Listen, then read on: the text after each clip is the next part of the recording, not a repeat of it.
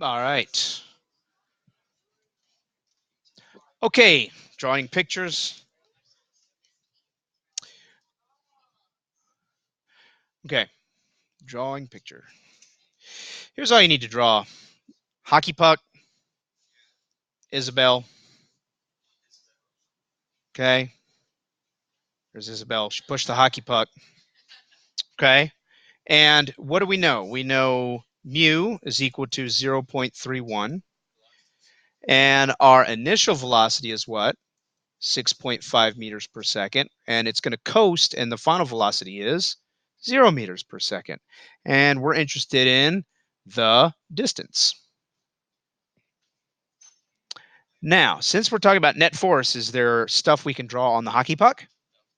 There is. Okay. So let's draw our forces. Does the hockey puck have weight? Does it have a normal force? Yes. Is there friction on the floor? Yes. And was there an applied force? Okay, but it says releasing it.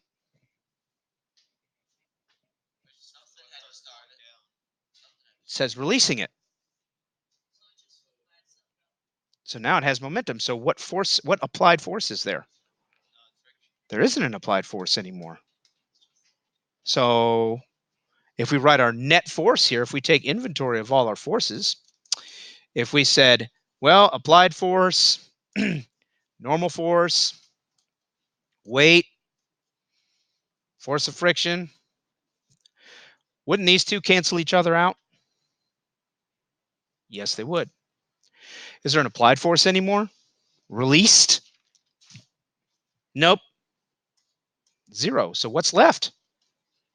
Force of friction. So our net force now, the only net force acting on it is frictional force. How on earth are we going to find our frictional force? Yes. Okay. Your frictional force is equal to what? Mu times your normal force. Does anybody have any ideas on how in the heck, since they didn't give us any mass or anything like that, but we're supposed to find this? This is kind of like an SAT problem. A little bit. Well, not really, but kind of. You ever see those problems in SATs where you kind of have to like make a variable to figure it out? What if we pretended that the mass of this puck is 1 kilogram, just for the heck of it, so that we can do calculations? Or not? Or you want me to do it without, Ryan? You want me to show you how to do it without, or you want me to put in a kilogram so that it'll make more sense to you guys at first? Well, it is, dude. The only thing we're interested in right now is our normal. Well, hold on there. We don't know this yet. How can we figure it out? Yeah, we're trying to figure out. They didn't give us a force of friction. We have to figure it out. They gave us mu. So what we're going to do is we're going to pretend this is 1 kilogram. Well, why are we going to do that? Well, the reason we're going to do that is to make it a little bit easier on you guys. After we figure out the answer, I will show you that you didn't need mass at all. Now, Ryan's probably going to figure it out without using mass. Christian might. Christian Lacier might. So pretend 1 kilogram is the mass. What would be the weight? Multiply 1 kilogram times gravity. What is it? Be 9.8 newtons. Okay. What would be the normal force? Be 9.8 newtons. Okay. So if my frictional force is 0.31 times 98 newtons, or excuse me, 9.8 newtons, then what is the frictional force? It's 3.083. 3.038, my bad.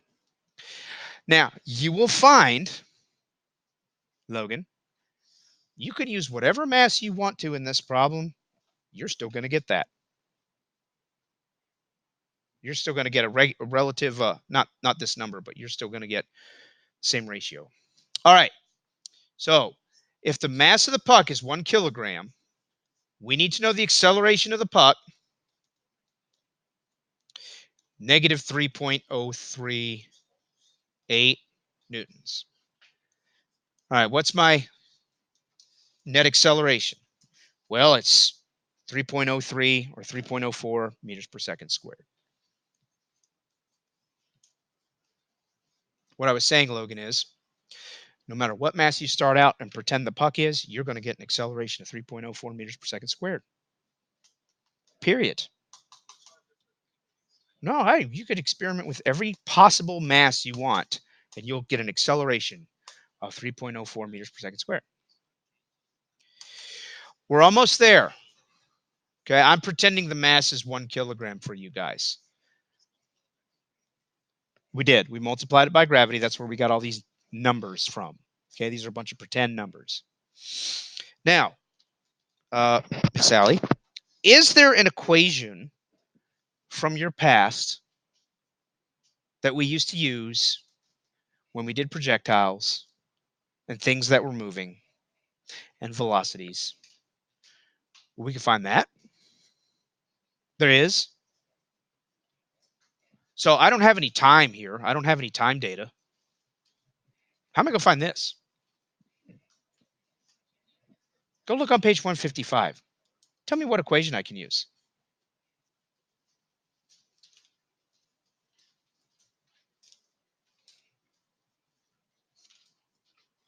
Look at that corner box. What equations can I use?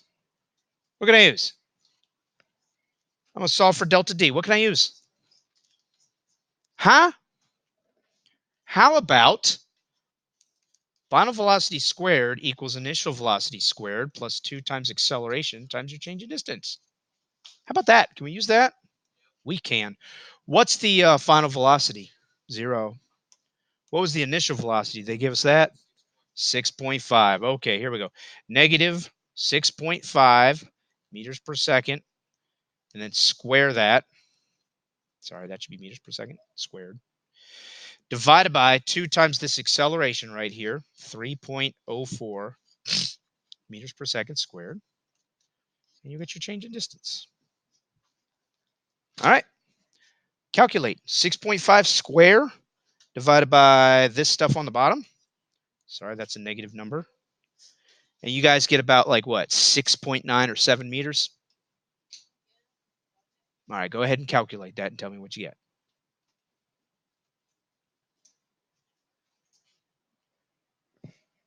It's very scribbly for you, Ryan. It's tough to see. That is the acceleration. That's the net acceleration that I got. Okay. How did I get the net acceleration? Well, I had to pretend that I had a 1 kilogram hockey puck. Then I calculated frictional force using mu and normal.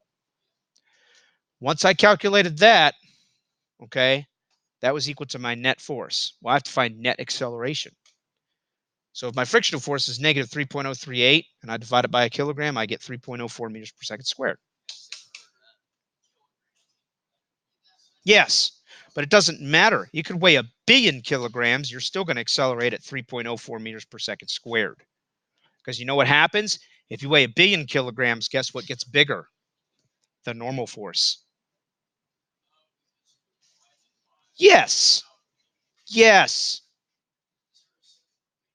I'm going to show you the simpler way. Okay, what'd you guys get for change in distance? About 7 meters? 6.95 meters. Okay.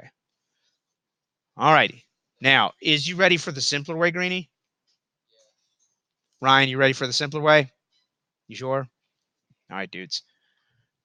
Can I clear all this? This will be on the YouTube's Indigo, so don't worry.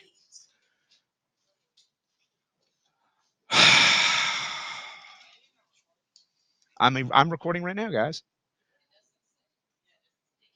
Oh no, I'm using look. I'm using a different program. Yeah, hopefully it's better. Hopefully the audio doesn't suck. Okay, so I'm gonna clear this out. Main. All right, dudes. Here we go. A little hockey puck for you. A little hockey puck. There we go. There's the hockey puck. Come on. All right. Yes, simpler way. It has a force of friction. It has a normal force. It has a force of gravity. Okay. It has a normal force, and we know that the mu is 0.31. We don't know the mass, but I bet we know what the acceleration of gravity is, don't we? Are you totally lost, Miss Rapp? You are. What's the acceleration due to gravity? Negative 9.8 meters per second squared, isn't it? What would be the direct opposite of that? 9.8 meters per second squared up. Well, if frictional force is equal to mu times our normal force, and we don't know, we don't have any masses, then what you're telling me is that your acceleration, your mass times acceleration equals mu times mass times gravity. But we don't know the masses, so we cross them out. Ryan's about to get it. He's almost got it. So check this out. Acceleration equals 0.31 times gravity. What's that? What's that? What's that? Multiply it. Come on, Jacob, multiply that. Calculate that for me, please. What is that? Oh my God, is this 3.038? It is. It's 3.04 meters per second squared. What? It is. And Ryan, since we have determined earlier that our net force is the same as our frictional force, then are you really saying that mass times acceleration equals mass times 3.04 meters per second squared, and that the masses will cancel, and that the net acceleration is equal to 3.04 meters per second squared? Is that what you're telling me? You are telling me that. Now, can we get our distance? We can get our distance. Check it out, Ariana. We go this one, this equation.